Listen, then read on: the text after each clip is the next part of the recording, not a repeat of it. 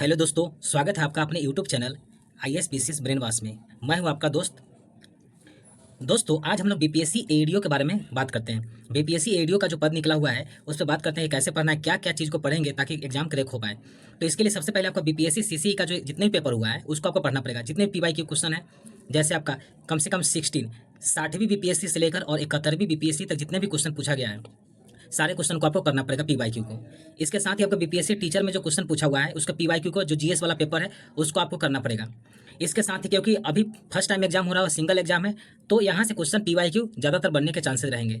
इसके अलावा आप करेंट अफेयर की बात करें, करेंट अफेयर आपका एडिटोरिया और SPD ये मस्ट है, इससे आप कर सकते हैं एडिटोरिया और SPD से।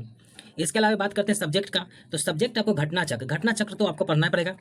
जैसे कि बात करें घटना चक्र की, तो घटना चक्र में आपको हिस्ट्री घटना चक्र का पढ़ना पड़ेगा, ज्योग्राफी पढ़ना पड़ेगा, पॉलिटी भी पढ़ना पड़ेगा और साइंस भी पढ़ना पड़ेगा।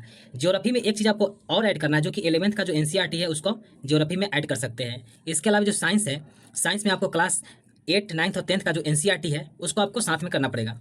साथ ही साथ अगर लुसेंट को भी ध्यान में रखेंगे, क्योंकि लुसेंट से इस बार क्वेश्चन ज़्यादा बना है। आप देखेंगे 71 बीपीएससी जो हुई है उसमें आपको बहुत सारे क्वेश्चन लुसेंट से दिया गया है, क्योंकि लुसेंट NCERT का हिस्सा है, तो लुसेंट को आप रख के चलेंगे। उसके बाद बात करते हैं मैथ में आपका BTBC का जो बुक आता है उसमें आपको हूबहू क्वेश्चन आने के चांसेस रहेंगे, तो BTBC का कुछ क्वेश्चन है उसको देख लेंगे। इसके अलावा आप जो भी फॉलो करते हैं मैथ के लिए उसको फॉलो करिए। आपका नोट्स है, उस नोट्स से जो भी चैप्टर हम बताने वाले उस चैप्टर को आप कर लेंगे, आपका मैथ का काम हो जाएगा। रीजनिंग के लिए किसी भी अगर कहीं पढ़ते हैं या आपका नोट्स है आपके पास, तो जो इसमें सिलेबस के अकॉर्डिंग उस चैप्टर को पढ़ ले, काम हो जाएगा रीजनिंग के लिए, क्योंकि दोनों मिलाकर 100 नंबर का है।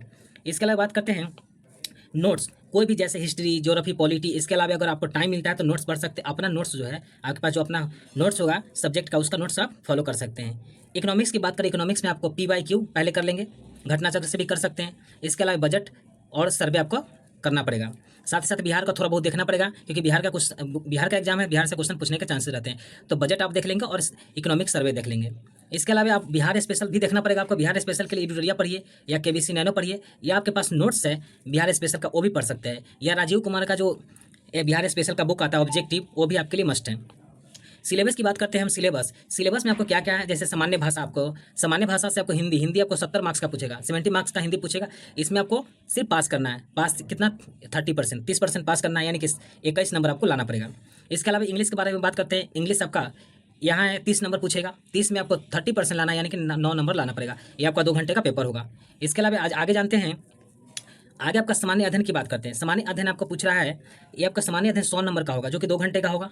और एक सामान्य योग्यता, जिसमें आपका मैथ आ जाएगा और रीजनिंग आ जाएगा, ये भी 100 नंबर का होगा। मेरिट आपका इसी दोनों से बनेगा, जैसे कि आपका सामान्य अध्ययन और सामान्य योग्यता से ही मेरिट बनेगा। अब सामान्य योग्यता, जैसे मैथ और रीजनिंग में क्वेश्चन कैसे बन सकते हैं, तो मैथ और रीजनिंग के लिए सबसे क्वेश्चन बनने के चांस, ASO के जो पेपर हुआ है, फिलहाल ही हुआ है 10 तारीख को, तो ASO के पेपर जैसा ज़्यादातर चांस है कि ASO का जो मैथ है उसको आप कर ले, रीजनिंग है उसको कर ले, क्योंकि उस तरह के क्वेश्चन पूछने के ज़्यादा चांस रहेंगे, उसी टाइप के क्वेश्चन आएंगे।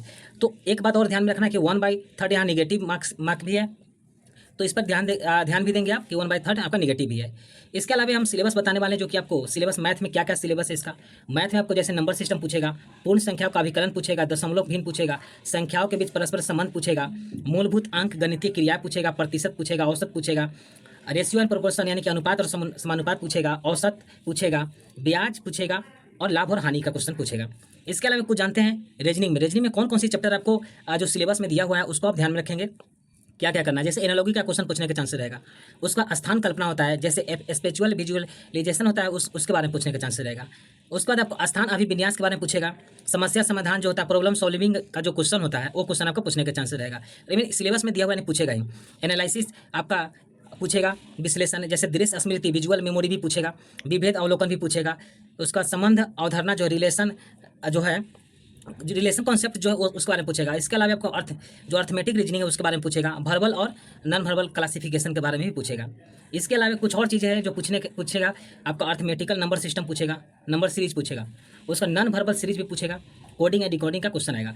तो ओवरऑल कहा जाए तो यहाँ सिलेबस आपको दे दिया है, जो सिलेबस है उसको आप ध्यान में रखें। आपको कोई भी बुक हो या किसी भी बुक से फॉलो कर सकते हैं, या कोई नोट्स हो क्या या किसी टीचर से पढ़े तो आप इसको सिर्फ ये आपको लिख लेंगे, जो आपका सिलेबस है उस सिलेबस के अकॉर्डिंग आप इसको कर सकते हैं, क्योंकि यहाँ आपका मेरिट बनने वाला है इसी सामान्य अध्ययन और सामान्य योग्यता से ही, क्योंकि 100 मार्क्स का दोनों है।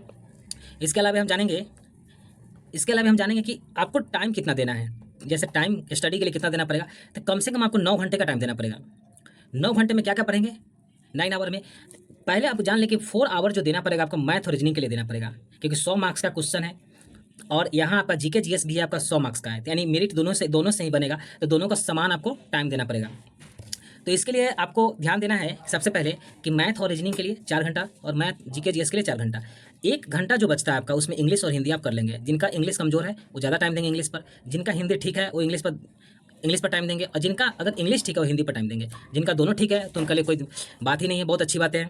तो आप इस तरह से कर सकते हैं, इस तरह से आप कर सकते हैं। आपको 9 आवर कम से कम 9 घंटे का तो टाइम देना पड़ेगा।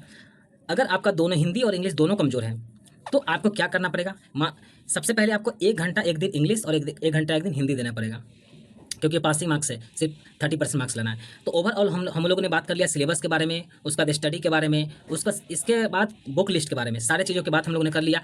आप इतना कर लें काम बन जाएगा। तो अगर वीडियो अच्छी लगा तो लाइक और सब्सक्राइब जरूर करना दोस्तों। Thank you.